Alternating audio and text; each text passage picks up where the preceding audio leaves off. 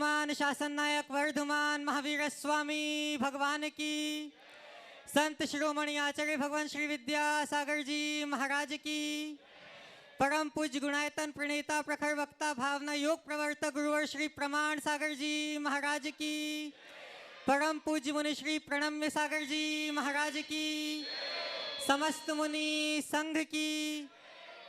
शंका समाधान के आज के इस सत्र में आप सभी का हार्दिक अभिनंदन।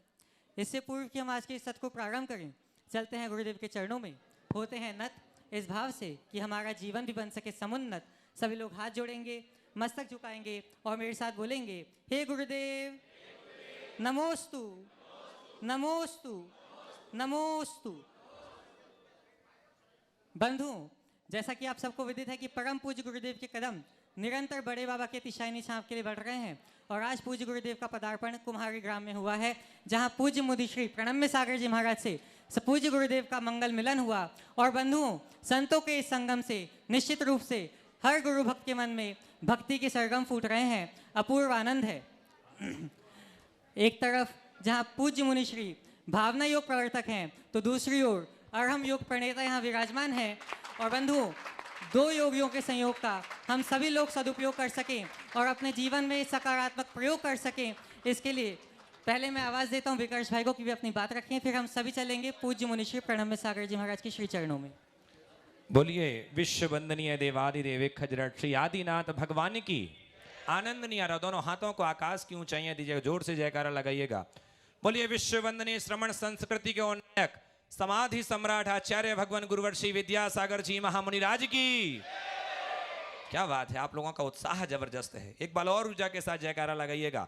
बोलिए परम पूज्य गुणायतन प्रणेता संघ का समाधान करता भावना योग प्रवर्तक प्रखर वक्ता पूज्य मुनि श्री 61 प्रमाण सागर जी महामुनिराज की। बोलिए परम पूज्य अरहम ध्यान योग प्रणेता सरस्वती पुत्र 108 श्री प्रणम्य सागर जी महामुनिराज की, समस्त मुनि संघ की। आइएगा बंधुओं, पल पल तरस रहे थे जिन पलों के लिए, अब वो पल आने वाला है कुछ पलों के लिए। उन पलों को संजोना कुछ पलों के लिए, नहीं तो वो पल भी चला जाएगा हर पलों के लिए। बंधुओं, कल का अद्भुत नजारा आज आपने देखा, कैसे दो आध्यात्मिक धाराओं का आज कुम्हारी की इस वसुंधरा पर मिलन हुआ।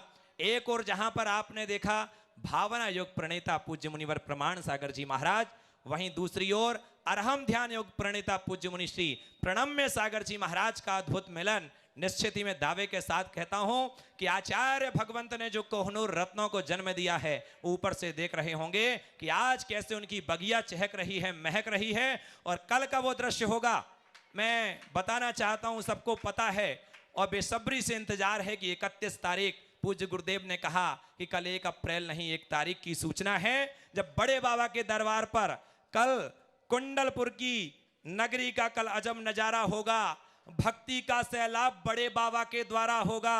अरे होंगे श्री प्रमाण गुरुवर और प्रणम्य धारा होगी, भूमि से लेकर स्वर्गों तक जय जयकार होगी, भूमि से लेकर स्वर्गों तक जय जयकारा होगी। अरे इंद्र नरेंद्र सभी मिलकर के गुरु के चरण पखारें और भक्तजन देख दृश्य को अपने सौभाग्य सहारें। अरे विद्यासागर गुरु की गंगा कल कल सदा बहेगी और बगिया ये गुरुवर विद्या की सदियों जयवंत रहेगी, बगिया गुरुवर विद्या की सदियों जयवंत रहेगी। तो बंधुओं, जैसा कि विदित है कि आज कुम्हारी की इस धरा पर शंका समाधान का शब्द प्रारंभ हो रहा है, लेकिन कल संध्या कालीन वेला में पूज्य मुनिवर श्री प्रमाण सागर जी महाराज पुनि श्री प्रणम्य सागर जी महाराज का भव्याति भव्य मंगल आगवानी कुंडलपुर की धरा पर होगी। तो आप सभी लोग, जो लोग टकटकी लगा करके, बहुत सारे लोग पहुंच गए हैं, बहुत सारे लोग आ रहे हैं, और कहां कहां से, नागालैंड, पश्चिम बंगाल से लेकर के पूर्वोत्तर से लेकर के उत्तर पश्चिम पूर्व पश्चिम सभी लोग भक्तजन आ रहे हैं।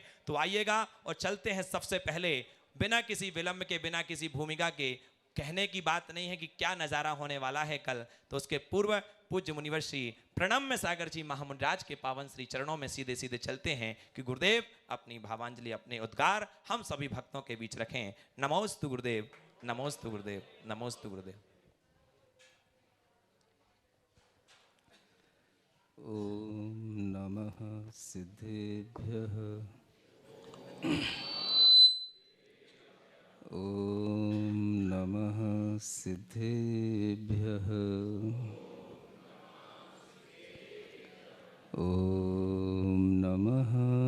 सिद्धिभ्यः अनंतानंत सिद्ध परमेष्ठी भगवान की, देवादिदेव आदिम तीर्थंकर श्री ऋषभनाथ भगवान की, वर्तमान शासन नायक श्री वर्धमान महावीर भगवान की, परम पूज्य आचार्य गुरुवर श्री विद्यासागर जी महाराज की, परम पूज्य मुनि श्री प्रमाण सागर जी महाराज की,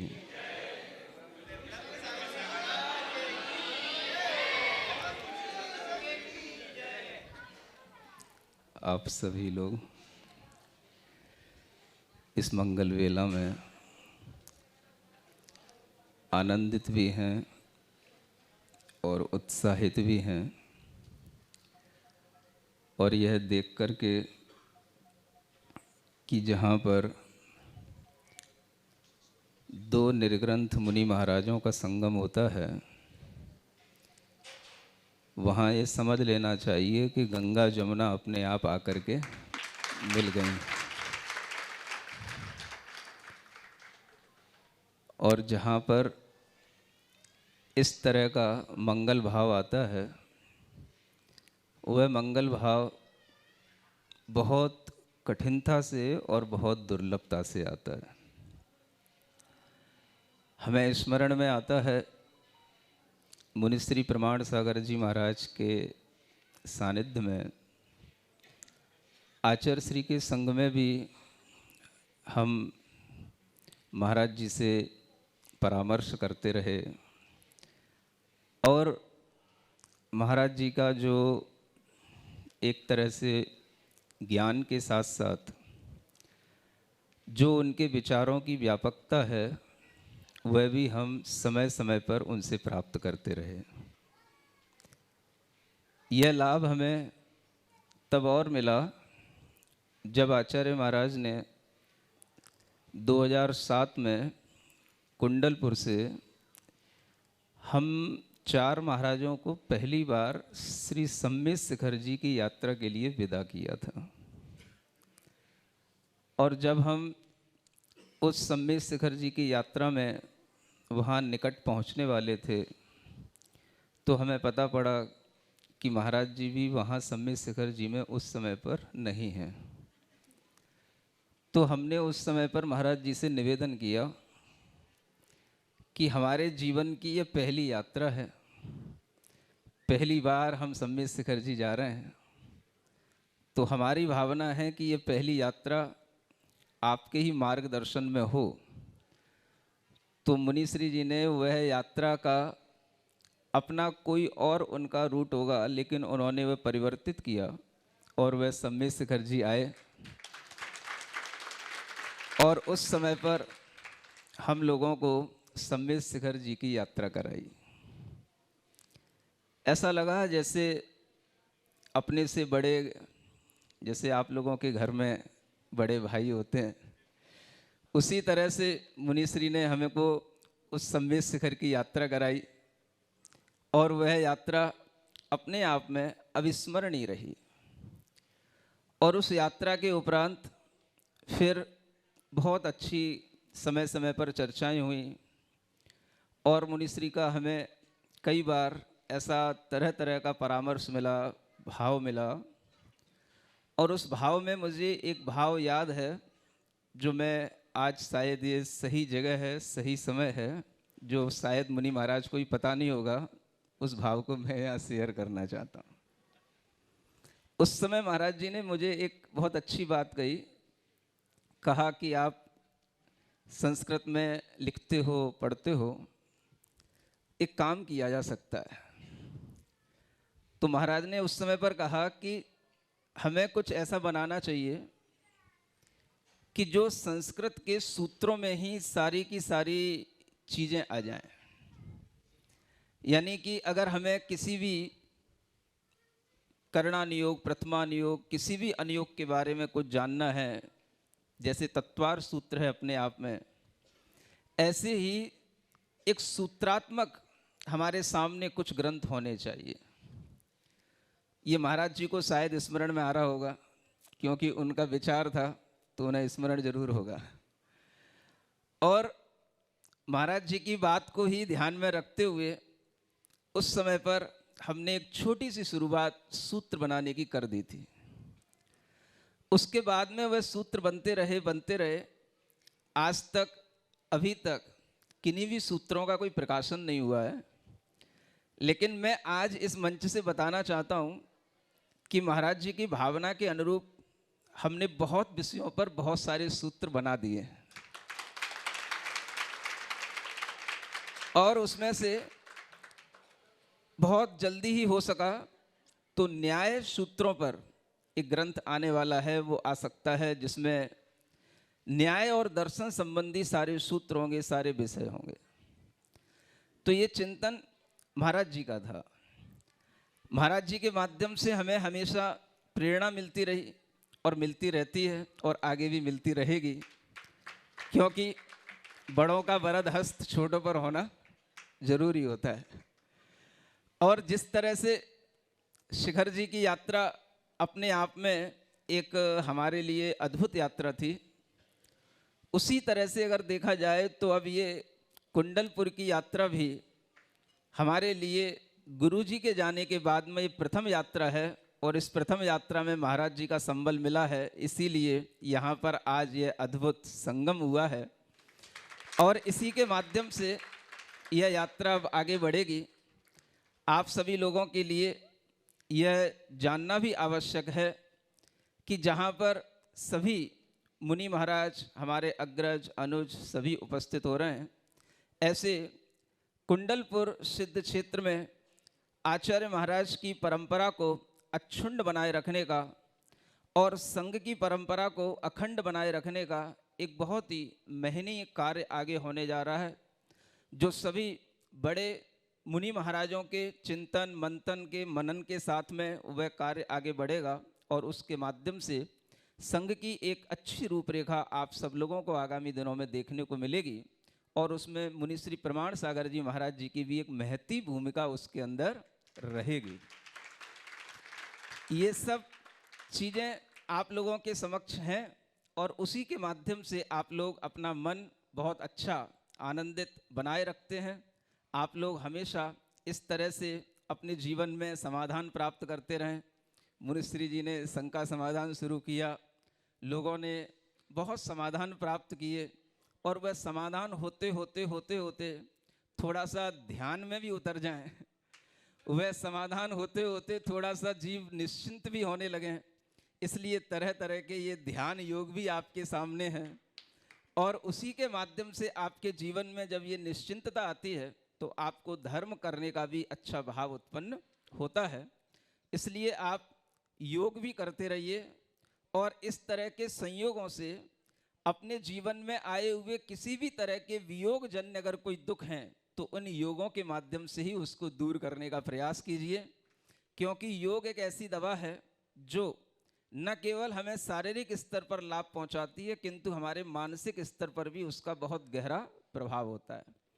इसलिए आप सभी लोग हमेशा ध्यान की भावनाओं से, योग की भावनाओं से अपने आप को जोड़ करके रखें और अपने मन को हमेशा आनंदित रखें।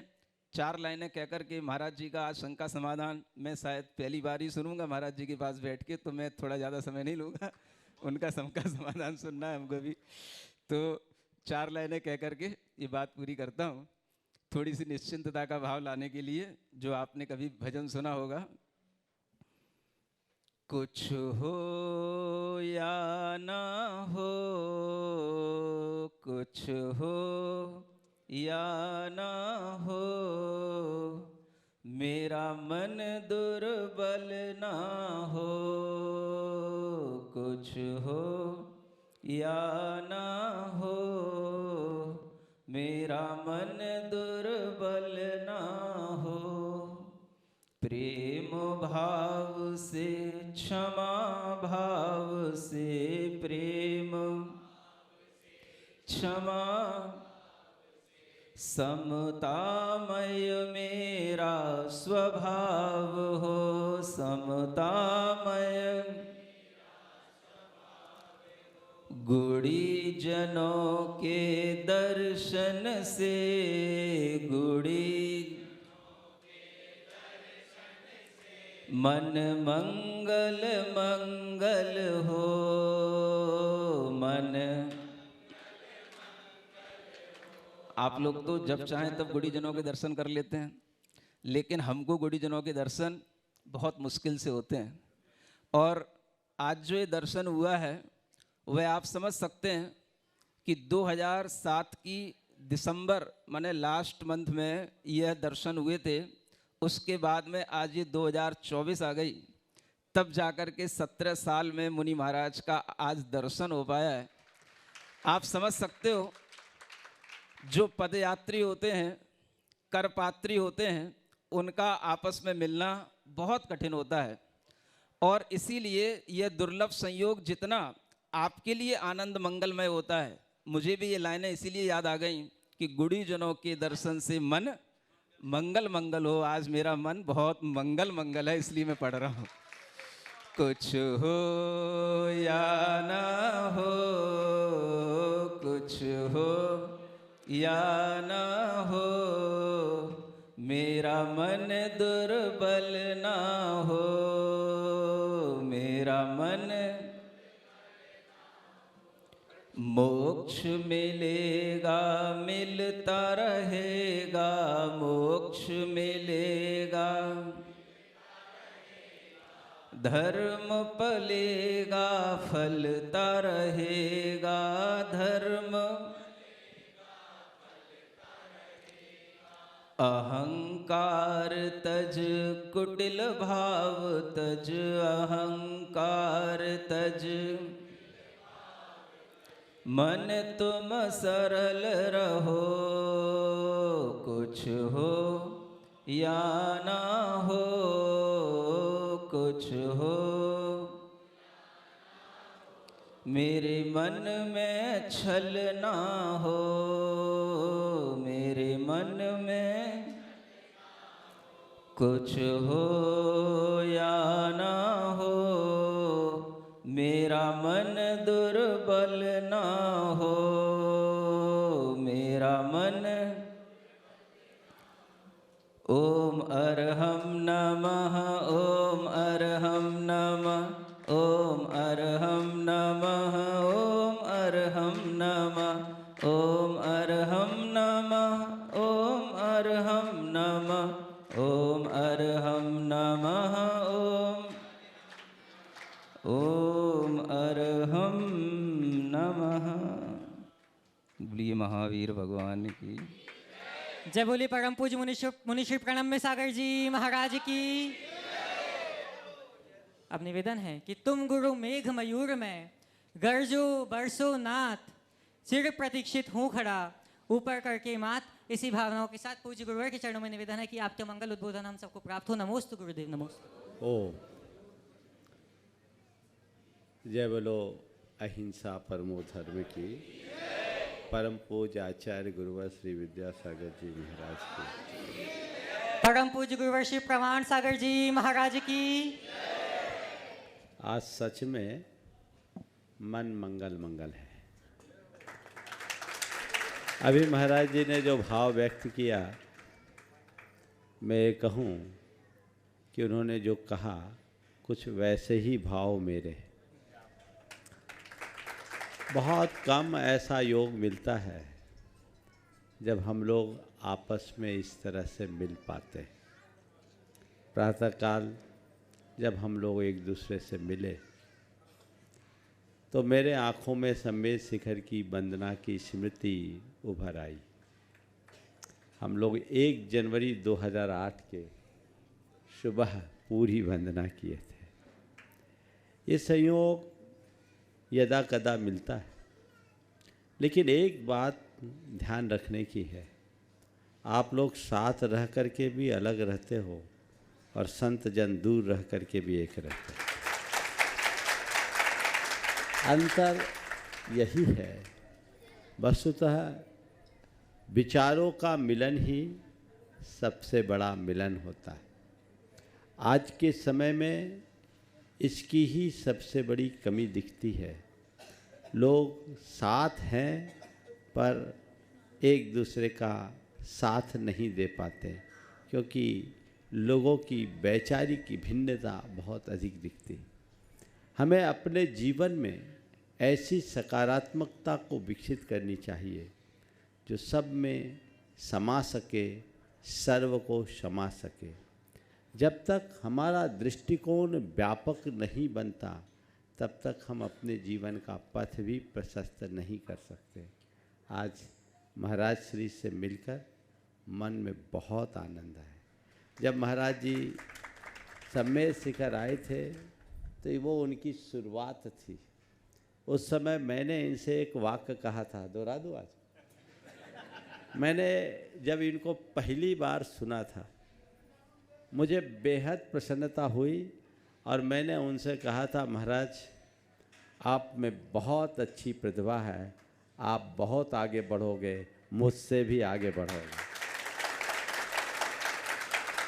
ये मुझे याद है, शायद 2 जनवरी 2008 की सभा में मैंने ये बात कही थी और आज इतने दिनों में इन्होंने जो यात्रा की है लगभग उस बात को सार्थकता प्रदान कर रही है। महाराज श्री हमारे संघ के एक बड़े प्रखर, प्रतिभावान और प्रौढ़ साधु हैं। इनकी अपनी एक प्रतिष्ठा है और ये सब हमारे गुरुदेव की कृपा का फल है। हम तो एक ही भावना भाते हैं कि आज भले गुरुदेव का प्रत्यक्ष सानिध्य हम सबको उपलब्ध नहीं, पर उन्होंने हमें जो दिया है हम उसे दुनिया भर में फैलाने में कोई कोर कसर न रहने दे और कुछ ऐसा करे सब मिलकर कि याव चंद दिवा करो, गुरुदेव की वह विरासत अक्षुण्ण बनी रहे। यही हम सबका प्रयास है और इसी भाव और प्रेरणा से भरकर हम सब लोग कुंडलपुर में एकत्रित हो रहे हैं। कुंडलपुर में 2003 में जब गुरुदेव का सानिध्य था तब एक बार कुंडलपुर आ रहे थे। गर्मी प्रचंड थी, मई का महीना था, लेकिन गुरुदेव थे तो पाँव में गति थी और प्रचंड गर्मी की परवाह किए बिना हम लोग गुरु चरणों में आए थे। गुरुदेव के दर्शन पाकर मन आह्लादित हुआ था। अब जाना हो रहा है, गुरुदेव का प्रत्यक्ष सानिध्य नहीं है, लेकिन फिर भी मन उल्लसित है, केवल इसलिए कि वहाँ जाने के बाद गुरुदेव को युग युगांतर तक हमें संरक्षित करने का उपक्रम करना है। गुरुदेव की जो परंपरा है उस परंपरा का अक्षुण्ण बनाए रखने का हम सबको प्रयत्न करना है। हम लोग वहाँ सब एकत्रित होंगे। आप सबकी नज़रें वहाँ टिकी हुई है, सारी दुनिया के लोग उसी बात पर अपना ध्यान केंद्रित किए हुए हैं। वहाँ पहुँचने के बाद जब इतना बड़ा संघ में सभी के सब जितने भी हमारे मुनिजन हैं सब बड़े विद्वान, अनुभवी, प्रतापी और प्रखर साधना में निरत लोग हैं।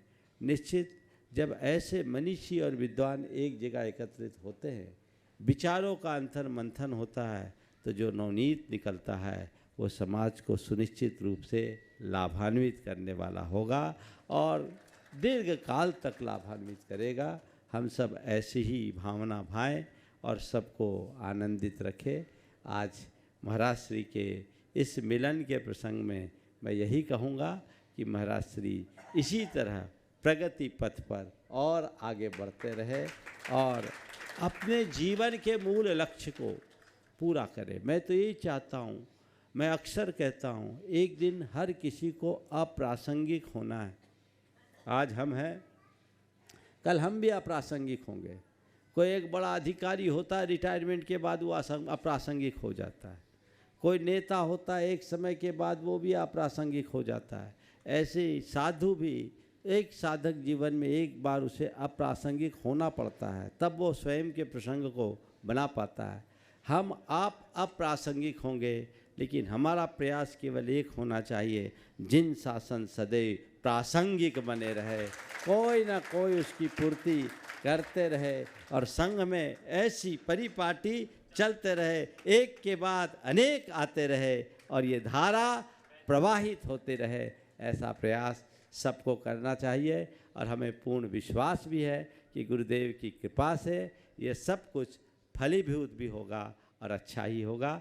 इसी भाव के साथ मैं चाहूँगा, आप लोग बहुत व्याकुल हैं, शंका समाधान के सत्र को प्रारंभ किया जाए। ये प्रासंगिक बात भी अपेक्षित थी। इसके साथ अब शंका समाधान को प्रारंभ। जय बोलिए परम पूज्य गुरुवर्षी प्रमाण सागर जी महाराज की।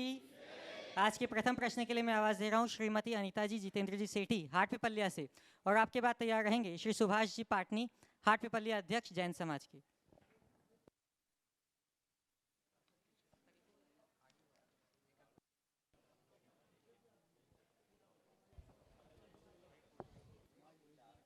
नमोस्तु महाराज जी, नमोस्तु महाराज जी, नमोस्तु महाराज जी।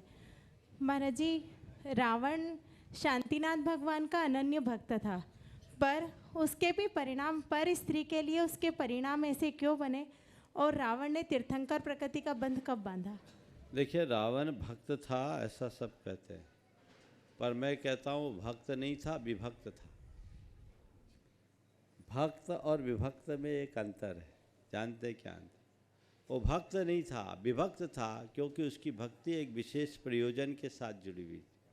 वो भौतिक आकांक्षाओं से जो भरा होता है वो भक्त नहीं, विभक्त बन जाता है, और जो अपनी आकांक्षाओं को प्रभु चरणों में अर्पित कर देता है वही भक्त होता है। रावण यदि भक्त होता तो ऐसा नहीं कर पाता, लेकिन दुर्भाग्य है कि वो विभक्त था, इसलिए ऐसा कर लिया। फिर तीर्थंकर प्रकृति का बंध कब बांधा? अभी नहीं बांधा है, अभी उसको भाव लगेंगे।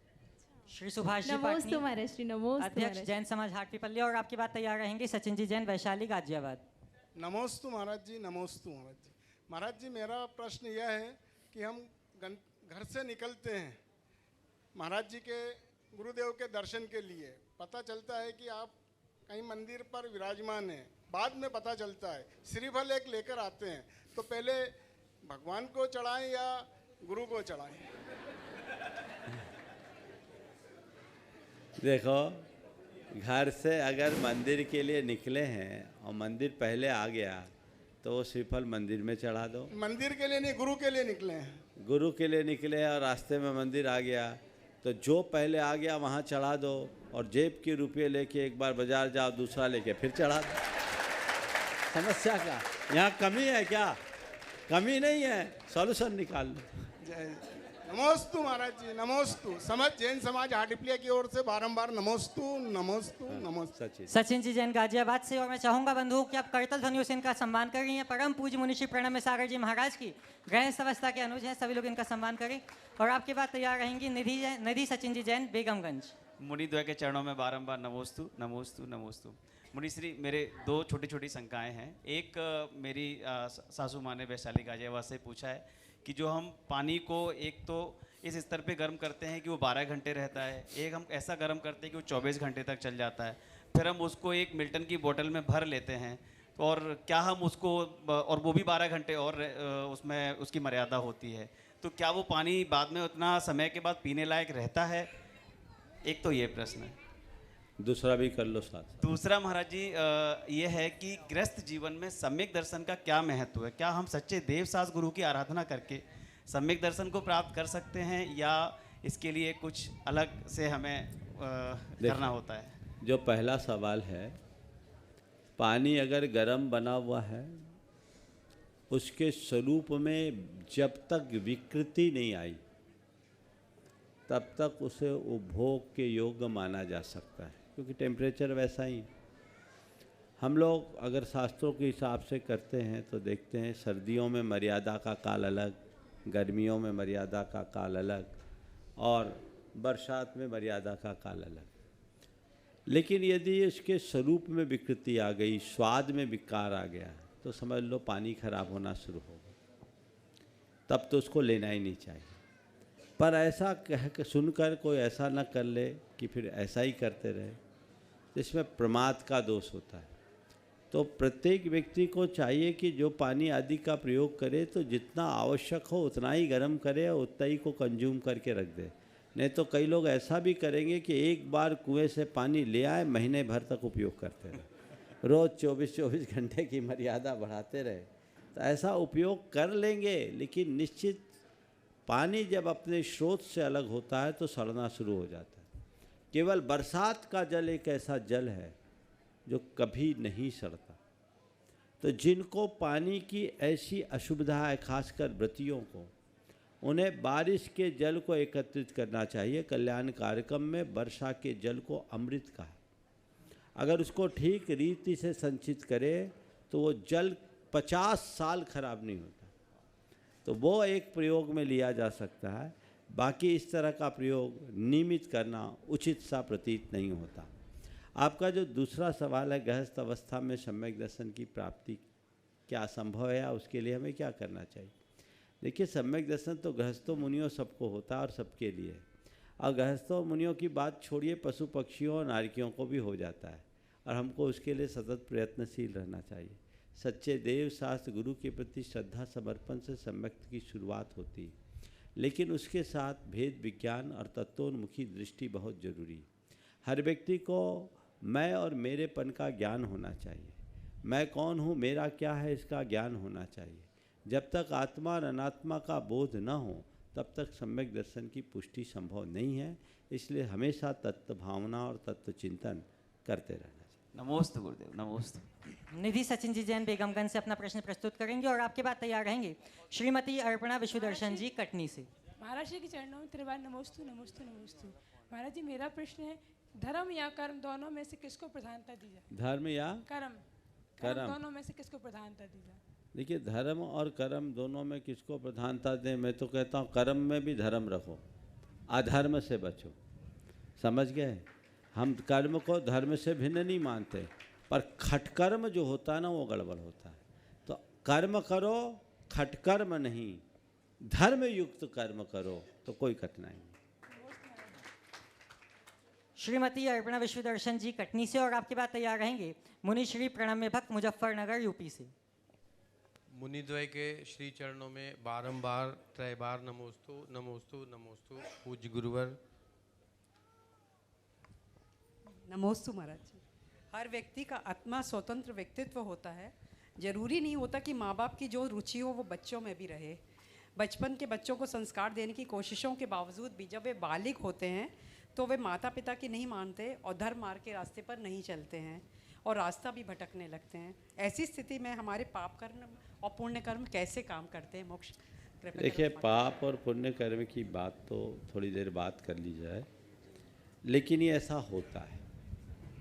इस संदर्भ में मैं बड़े स्पष्ट रूप से ये कहना चाहूँगा कि माता पिता को अपने बच्चों को बच्चा मानना चाहिए, उनको ठीक तरीके से संस्कार देकर पालना पोषना चाहिए। लेकिन ये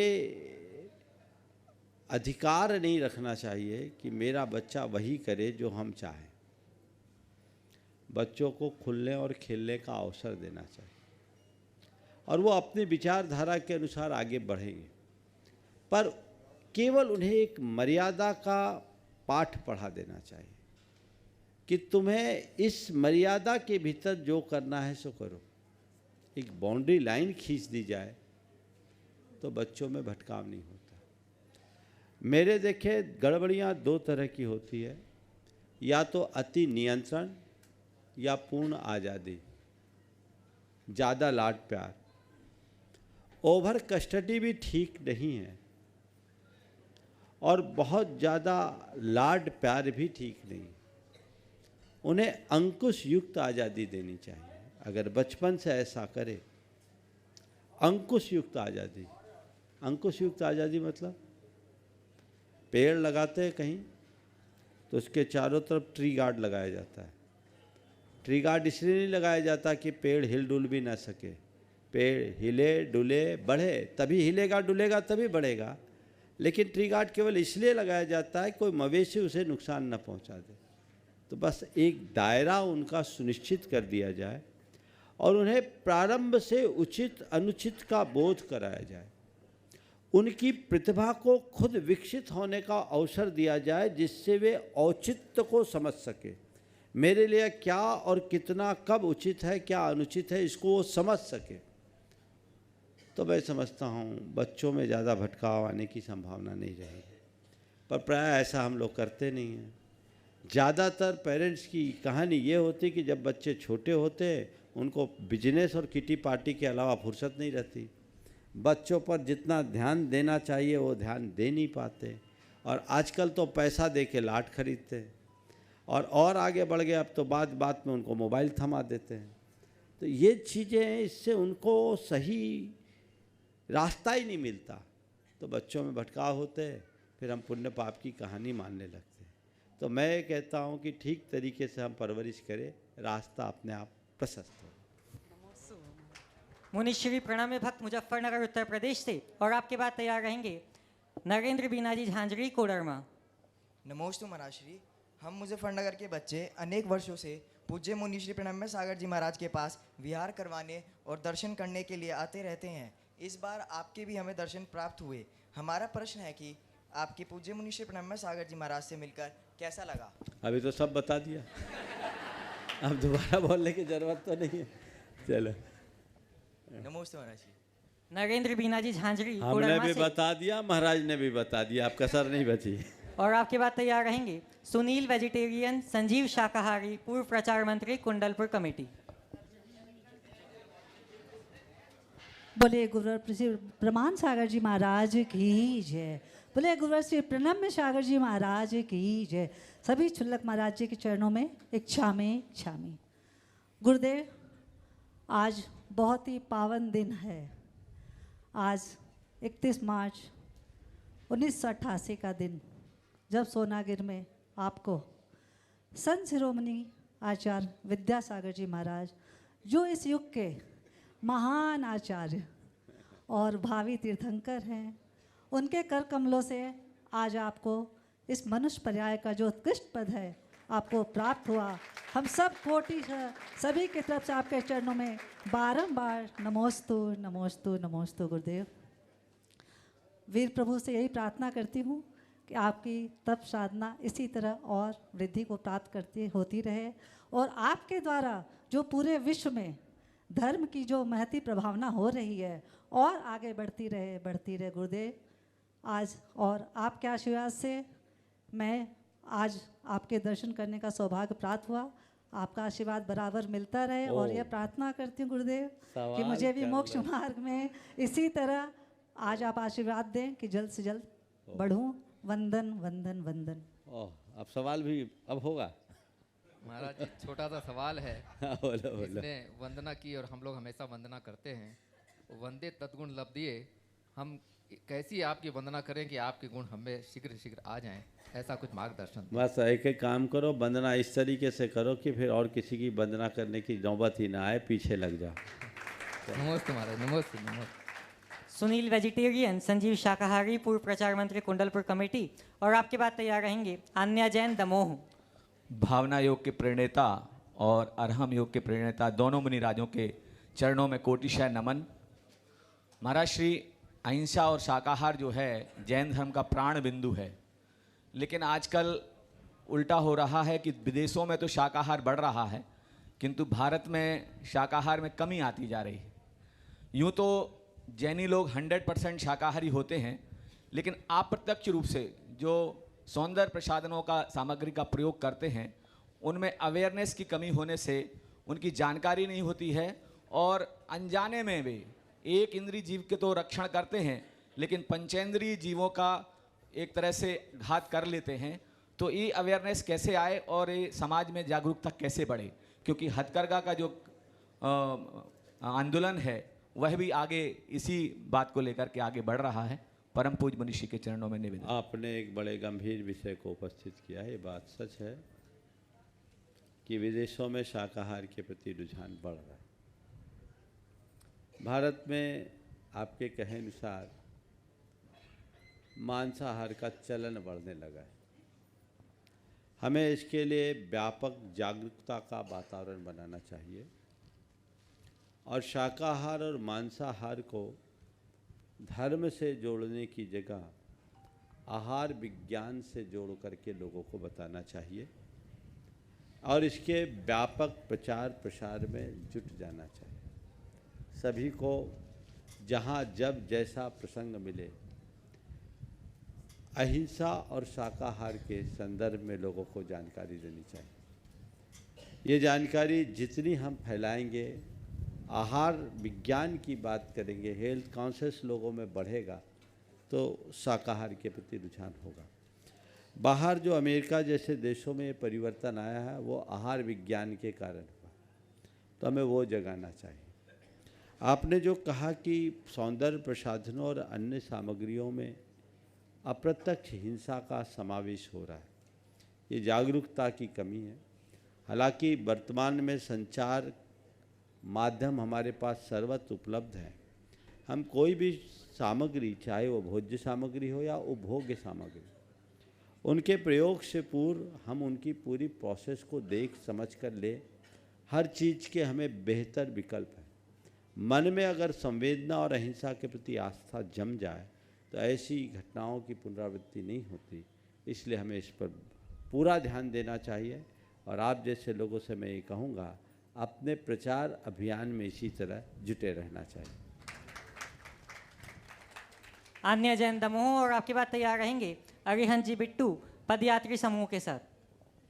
नमोस्तु महाराज श्री। महाराज श्री, मेरा प्रश्न ये है कि आचार्य श्री का एक हाइकू है, सार्थक बोलो व्यर्थ नहीं साधना सो छोटी नहीं। हे महाराज श्री, इस हाइकू का अर्थ बताकर मेरी जिज्ञासा का समाधान कीजिए। सार्थक बोलो व्यर्थ नहीं साधना सो छोटी नहीं। गुरुदेव का इस हाइकू में इतना ही कहना है कि वही बोलो जिसका अर्थ हो। अगर आप व्यर्थ की बातें बोलोगे तो आपकी साधना भी व्यर्थ हो जाएगी, और बोलने में सारभूत बात का प्रयोग करोगे, वैसे ही वचनों का प्रयोग करोगे तो जीवन में कोई उपलब्धि होगी। तो अगर कोई व्यक्ति सार्थक बोलता है तो उसकी साधना व्यर्थ नहीं होती और वो बहुत कारगर होती है, वो उसके जीवन को ऊंचा बनाती है, इसलिए वो छोटी नहीं। नमोस्तु महाराज।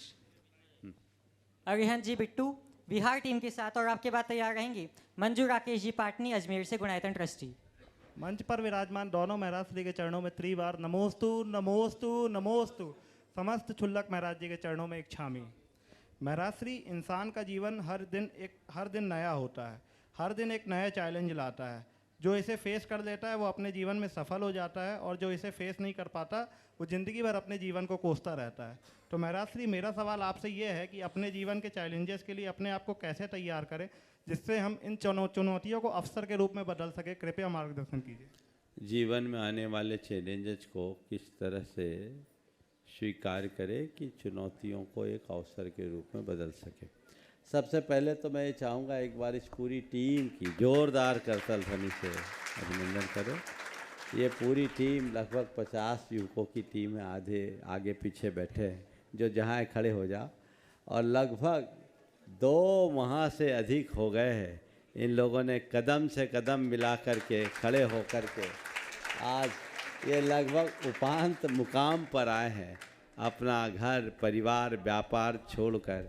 देखो, पास में रह करके सानिध्य पाना तो बहुत सरल होता है, लेकिन गुरुओं का लंबा विहार कराना और अपने सारे सुख सुविधाओं का त्याग करना बहुत कठिन होता है। एक बार पुनः इन सभी युवाओं के लिए जोरदार करतल ध्वनि। मंजू राकेश जी पाटनी। उत्तर तो दिया ही नहीं मैंने, उत्तर तो हो जाने दो भाई। मुझे मालूम है तुम्हारे पास बहुत प्रेशर है, पर दिमाग में रखो जो है सो रहने दो। उनके डब्बे में जब ज़्यादा होता है ना तो उन पर प्रेशर होता है ना। देखो, जो बात कही गई कि जीवन में आने वाली चुनौतियों को अवसर में कैसे बदला जाए, बड़े आसानी से बदला जा सकता है यदि मनुष्य के हृदय में 4 बातें हो। सबसे बड़ी बात आत्मविश्वास, प्रगाढ़ आत्मविश्वास हो। अगर तुम्हारे अंदर पक्का आत्मविश्वास होगा तो बड़ी से बड़ी चुनौतियां उपलब्धि में परिवर्तित होगी। दूसरी बात है सकारात्मक सोच। सोच सकारात्मक हो तो हर विपत्ति में अवसर दिखेगा, और जिसकी सोच नकारात्मक होगी उसको हर अवसर में कठिनाई दिखेगी। तो सोचो, सोचने का तरीका एकदम सकारात्मक होना चाहिए। तीसरी बात, कठोर परिश्रम। अगर व्यक्ति कठोर परिश्रम करता है, कर्मठता के साथ किसी कार्य में जुटता है, तो वो उल्टे को भी सीधा करने में समर्थ हो जाता है। और चौथी बात है आशावादी दृष्टि। अगर उसका दृष्टिकोण आशावादी हो तो कभी हताश नहीं होता, और जो हताश नहीं होता वही कुछ प्रयास कर पाता है, और जो प्रयास करता है वही कुछ प्राप्त कर पाता है। ये ध्यान में रखना चाहिए। नमोस्तु महाराज श्री, नमोस्तु नमोस्तु। मंजू राकेश जी पाटनी अजमेर से गुणायतन ट्रस्टी, और आपके बाद तैयार रहेंगे सचिन जी जैन उद्योगपति इंदौर से रेवती रेंज की प्रतिभा स्थली के सभी सदस्यों के साथ। मेरे आराध्य गुरुवर के चरणों में सत सत नमन और प्रणमी सागर जी महाराज को नमोस्तु, समस्त छुल्लक जी को इच्छा में नमोस्तु महाराज। गुरुवर तीखा गुस्सा, नमकीन आंसू और मीठी मुस्कान, इन तीनों के स्वाद से बनी है एक रेसिपी जिसका नाम है जिंदगी। तो गुरुवर मीठी मुस्कान है, वैसे ही हम अपने आंसू और गुस्सा को कैसे शांत करें कि हमारी ज़िंदगी भी मीठी बन जाए। जब आपने तीनों को मिला कर रेसिपी ऐसी बना दी तो तीनों को एक्सेप्ट करो, क्योंकि तीखा भी चाहिए, नमकीन भी चाहिए, मीठा भी चाहिए, है ना। तो बस कोई दिक्कत नहीं। सुनो, कोई भी चीज़ की रेसिपी आप लोग तो रोज़ बनाते हो, तो उसकी रेसिपी में अगर कॉम्बिनेशन सही हो ना तो सब कुछ ठीक है। तीखापन कितना होना चाहिए, नमक कितना होना चाहिए, और मिठास कितनी होनी चाहिए, ये विवेक हर उस गृहिणी को होता है जो कोई चीज़ तैयार करती। इसी प्रकार मनुष्य के हृदय में इतना विवेक हो कि जीवन में कहाँ गुस्सा, किस पर गुस्सा, कहाँ रोना, कब तक रोना, और कितना मिठास भरना है, तो उसको कठिनाई नहीं होगी। लेकिन अक्सर ये होता है जहाँ मुस्कुराने का क्षण होता है वहाँ लोग आंसू बहा देते हैं, जहाँ हंसने का मौका होता है वहाँ गुस्सा कर बैठते हैं। ये अविवेक उन्हें कहीं का नहीं रहना। नमोस्तु गुरुदेव। नमोस्तु गुरुदेव। सचिन जी जैन उद्योगपति रेवती रेंज प्रतिभा स्थली के सभी सदस्यों के साथ, और आपके बाद तैयार रहेंगे सुनीता ललित जी जैन इम्फाल मणिपुर से। परम पूज्य मुनि श्री प्रमाण सागर जी महाराज के चरणों में बारंबार नमोस्तु। परम पूज्य मुनि श्री प्रणम्य सागर जी महाराज के चरणों में बारंबार नमोस्तु। सभी छुल्लक जी महाराज जी के चरणों में बारंबार क्षमी। हम लोग का परम सौभाग्य है कि मुनि द्वय, जो कि पूरे भारतवर्ष ही नहीं पूरे विश्व में, पूरे ब्रह्मांड में जो जैन धर्म के प्रचार प्रसार में अपना अमूल्य योगदान दे रहे हैं, ऐसे दो गुरुओं का हम सबको साक्षात एक ही मंच पर यहाँ पर दर्शन करने का सौभाग्य प्राप्त हो रहा है। गुरुदेव, इंदौर में आचार्य श्री की परिकल्पना का एक मंदिर सर्वतोभद्र जिनालय बहुत शीघ्र बनने की भावना थी, और गुरुदेव का ऐसा सोच था कि इंदौर चूँकि मुख्य सेंटर है तो वहाँ पर बनना चाहिए। आपके पास में जब शिखर जी आया था, और शिखर जी की इतना सुंदर जो वहाँ पे गुणायतन का मंदिर और जो वहाँ की जो और भी परिकल्पनाएं आपके माध्यम से संपन्न हो रही हैं, निश्चित रूप से जैन समाज के लिए बहुत गौरव की बात है। हम सभी पूरे इंदौर चैरिटेबल फाउंडेशन ट्रस्ट के श्री मनीष जी नायक, मनोज जी बाकलीवाल, भरतेश जी बड़कुल, सभी लोग यहाँ पर आए हैं। नेमावर सिद्धोदय सिद्ध क्षेत्र और दयोदय चैरिटेबल फाउंडेशन ट्रस्ट के और इंदौर की ओर से बारंबार आपके चरणों में नमोस्तु करते हुए, मुनिद्वय के चरणों में नमोस्तु करते हुए निवेदन करते हैं गुरुदेव, इंदौर में आप दोनों का इस बार चातुर्मास हो, और वहाँ के सारे पूर्ण कार्य जो गुरुदेव के परिकल्पना थी, जो परिकल्पना गुरुदेव ने इंदौर के लिए की थी, वह निश्चित रूप से आप जैसे मुनिराजों का जब हम लोग को सानिध्य प्राप्त होगा तो वह उनकी कल्पना से भी अच्छा मंदिर बनेगा। गुरुदेव, एक छोटा सा प्रश्न है। हम लोग अभी कुंडलपुर से ही चले आ रहे हैं, दिन भर से मीटिंगें चल रही हैं। हर व्यक्ति को कैसे संतुष्ट करें? मुख्य पदों पर यदि हम लोग कोई पदाधिकारी बन जाते हैं तो आदमी एक विरोधी टाइप का हम लोगों को ट्रीट करने लगता है कि ये सब गलत कर रहे हैं, ये सब गलत कर रहे हैं। हजारों लाखों लोगों को एक साथ संतुष्ट नहीं किया जा सकता इतने बड़े समारोह में। तो कैसे गुरुदेव सबको संतुष्ट भी कर दें और सब खुश होकर यहाँ से सारे समारोह से जाएं, ये हम लोगों के साथ बड़ी दुविधा हो रही है। आप हमें मार्गदर्शित करें गुरुदेव। देखिए, आपने जो पहला भाव प्रकट किया, निश्चित ये भाव आपका नहीं सबका है, और परम पूज्य गुरुदेव के अधूरे कार्यों को पूरा करना हम लोग सबकी सर्वोच्च प्राथमिकता है। और वहाँ बैठ कर के कुंडलपुर में जैसा भी संघ में विचार विमर्श होगा और जिसके लिए जो जिम्मेदारी निर्देश होगा, हम लोग वैसा काम करेंगे। लेकिन ये मान कर चलिए कि पूरे संघ की सबसे पहली प्राथमिकता आचार्य गुरुदेव के सभी रुके कार्यों को पूरा करने की है, और आप लोगों को भी कटिबद्ध होकर उन कार्यों को पूर्ण करने के लिए अपनी तत्परता दिखानी चाहिए। आपका जो सवाल है सबको संतुष्ट कैसे करें, तो भैया सबको संतुष्ट करने का एक ही उपाय है, भगवान बन जाओ। भगवान बनने के लिए क्या करो, ज्ञाता दृष्टा रहो।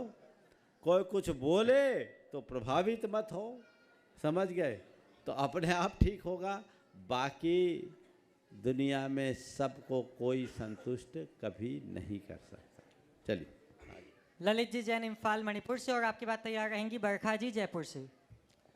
नमोस्तु, प्रणव सागर जी महाराज की जय, प्रमाण सागर जी महाराज की जय। महाराज श्री, आपसे हम लोगों का विशेष प्रेम है, क्योंकि आप सीकर जी रहते हो तो हम लोगों के दर्शन बहुत ज़्यादा आप ही के हो पाते हैं।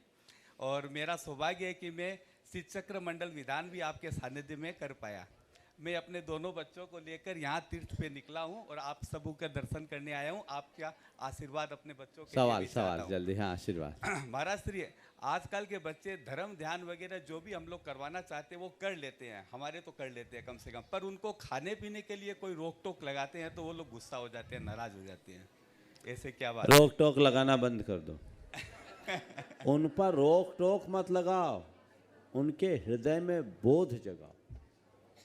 आप कोई भी काम करो, ये मत करो, ऐसा आदेश मत थोपो। उनके हृदय में ये विवेक जगाओ कि क्या हमें करना चाहिए, क्या नहीं करना चाहिए, करना चाहिए वो क्यों करना चाहिए, और नहीं करना चाहिए तो वो क्यों नहीं करना चाहिए। जिन चीज़ों के लिए आप रोक टोक लगाना चाह रहे तो उसका हिंसा अहिंसा से क्या संबंध है, हमारे स्वास्थ्य से उसका क्या संबंध है, ये विवेक उनको जगाओ तो उनके हृदय में अपने आप बात जगेगी। और हम ज़्यादातर, आप ही नहीं, सबकी कहानी है, प्रायः आदेश थोपते हैं तो 12 बरस तक के तो बच्चे मान लेते हैं, फिर बच्चों की अपनी दुनिया शुरू हो जाती है। इसलिए मैं बोलता हूँ, संस्कार थोपे नहीं जाते, संस्कार जगाए जाते हैं, गढ़े जाते हैं। हम गढ़ने का प्रयत्न करें तो रास्ता खुलेगा, और बच्चों में अगर एक बार बोध जगा दे तो उन्हें बार बार बोलने की ज़रूरत नहीं पड़े। महाराज श्री आशीर्वाद। वर्तिका जी जैन जयपुर से अपना प्रश्न प्रस्तुत करेंगे, और आपके बाद श्रीमती संगीता जी जैन कुम्हारी से। चलिए। ओ संगीता कुम्हारी। संगीता जी अपना प्रश्न प्रस्तुत करेंगी कुम्हारी से। मुनिद्वय के चरणों में बारंबार नमोस्तु नमोस्तु नमोस्तु। पूज्य छुलक जी के चरणों में इक्षामि इक्षामि इक्षामि। महाराज श्री, मेरा प्रश्न यह है कि हम लोग गांव में हैं और बच्चों को उच्च शिक्षा देना चाहते हैं, परंतु गांव में सुविधाओं का अभाव है, और यदि बच्चों को बाहर भेजते हैं तो वह माता पिता, दादा दादी और परिवार के लाड प्यार से वंचित रह जाते हैं। तो हम ऐसा क्या करें कि बच्चों को समुचित शिक्षा और प्यार दोनों मिल पाए? जो आधारभूत शिक्षा 10वीं 12वीं तक गांव में पढ़ाओ, उसके बाद उनको लाड प्यार की ज़रूरत नहीं है, उनको कर्मठ बनाने की ज़रूरत है। फिर बाहर भेजो, मर्यादाओं में बांध कर, रास्ता ठीक हो जाए। नमस्ते। अगले प्रश्न के लिए रिदम जी जैन कटनी से, और आपके बाद राकेश जी खोवा जबलपुर से। हाँ रिदम।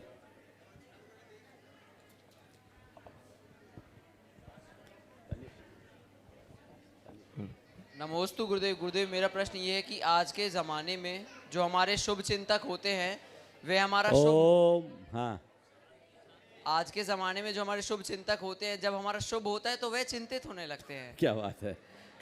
तो हम ऐसा क्या करें कि हम उनसे भी दूर रहें और जो असल में हमारे शुभ चिंतक हैं हम उनका मूल्यांकन कैसे करें? देखो, हम सीधी बात जानते हैं, अगर कोई हमारे शुभ होने से चिंतित होता है तो हम परेशान क्यों? आग उसमें लगी, वो जाने। हमारे शुभ होने से कोई चिंतित होता है तो हमें चिंता करने की ज़रूरत नहीं, और हमारे अशुभ होने से कोई चिंतित हो रहा है तो समझ लो हमारा हमदर्द है, अपना सुधार करे। बाकी ये दुनिया है, इस तरह का काम तो चलता ही रहता है, इनसे हम प्रभावित होंगे तो कुछ नहीं कर सकते। राकेश जी खोवा और आपके बाद तनिष्क जी शिवपुरी से। बोलो। मुनिद्वय के चरणों में नमोस्तु, छुल्लक जी एलक जी के चरणों में इच्छामी। महाराज जी, मृत्यु होने पर शरीर से निकलने के बाद आत्मा किधर जाती है?